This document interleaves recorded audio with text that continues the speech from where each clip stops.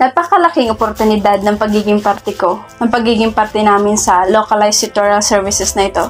Siguro dahil nagiging isang paghahanda siya sa paglabas namin sa Sorsogon State University at sa pagpasok namin sa mundo ng pagtuturo. Although napaka-challenging nito sa amin dahil may shift na nagaganap from pagiging estudyante sa pagiging guro sa mga estudyanteng tinuturuan namin. Dito sa shift na to, marami kaming natutunan at hindi lamang ang mga estudyante ang natututo. Dahil katulad ko, sa parte ko, natuto akong makisabay sa kung saan komportable ang mga estudyante. At higit sa lahat, natutunan kong tumanggap ng hamon. Sa katunayan, may isa akong cutie na 22 years old. Nung una, pinangunahan ako ng kaba at takot na baka hindi ko magawang ituro sa kanya o sa kanila yung mga bagay na dapat na matutunan nila mula sa akin. Lalo pat ang mga makakasabayan niya ay higit na mas bata sa kanya. Ngunit habang tumatagal, hindi may paliwanag ang galak sa aking puso, lalo na at nakikita kong hindi naging hadlang ang pagkakaiba-iba nila ng edad sa sama-sama nilang pagkatuto. At nakikita kong porsigido silang matuto dahil sa katunayan, sila na nga ang sumusundo sa akin sa bahay para sama-sama kami pumunta ng eskwelahan. Noong una kasi ako ang pumupunta sa kanila, bahay-bahay, para sunduin sila at sama-sama kami pumunta sa paaralan. Tanging hiling ko lang na sana'y may mga kaalaman silang natutunan na maaari nilang madala sa kanilang paglaki. Siguro dahil maybe someday maaari nilang makalimutan ako pero hindi yung mga kaalamang na napulot nila sa akin. Nararamdaman ko doon, kaugmahan kay basi makaaraman sa kadiya. Adal. Kahit nga yun na yung tutukluan kay basi makaaramsan mayad na pag-adal. Diri lang kay lakaw-lakaw. An-observe ko sa kanya, mayat-ayat kay medyo nakaano na siya sa English.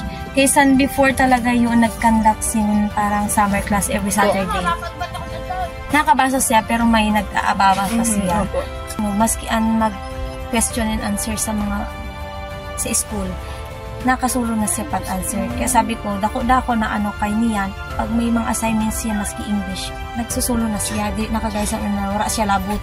O ano siya, mapasensya maski nag-uuran, kay sa nakaagi, nag-uuran, so duwa-duwa ako kay wala tayong. Siyempre, yato na bata ako, sabi, sige bago di na ako masulod.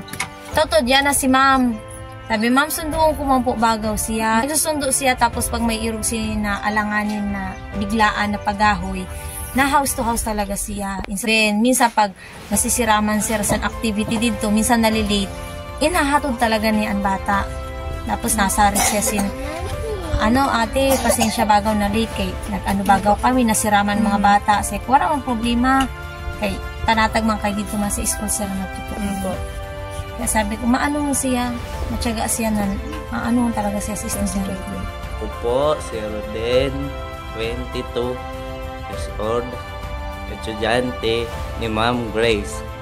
Masayahon po ako, masagaon, ni Ma'am Grace na tukduan ako. Dahil po kanya, maaram na ako sin letters, tapos mabuot po siya na maging maestro tabi. Ako libre pag-resist tabi, libre po ay tabi snack. Ako po si Danilo, 9 years old, estudyante ni Ma'am Grace. Naruruyag po ako kay tutukduan ako ni Ma'am Grace. Daghanon po ang ako naaraman na pagbasa at nagpagbilang. Nagpapasalamat po ako kan Ma'am Grace kay mabuoton siya. Ako po si Tisha, 9 years old, estudyante ni Ma'am Grace. Dahil po kanya, kaalam po ako magbasa ng English. Napakalaki rin ang impluwensya nila sa akin dahil kung ako, ini-encourage ko silang mag-aral at patuloy na matuto. Sila naman, they are empowering me to teach and inspire more learners in the future. Ako si Grace E. Estonanto, ang ako gusto, pagtukdo na di kalidad para sa gabos na edad.